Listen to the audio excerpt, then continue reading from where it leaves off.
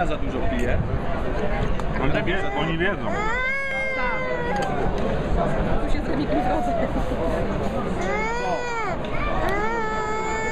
No ale czemu krzyczysz? Chcę zobaczyć.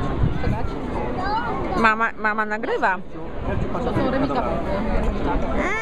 A to nie jest dla Brandusia. Proszę, możesz sobie to wziąć. Masz? Słucham? Niedobra kura.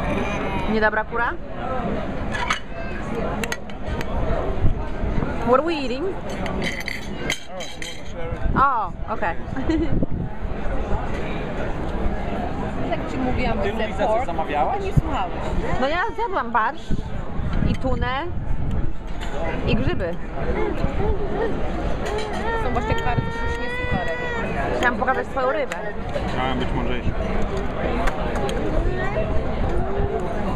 Kulesław też takiego lubi.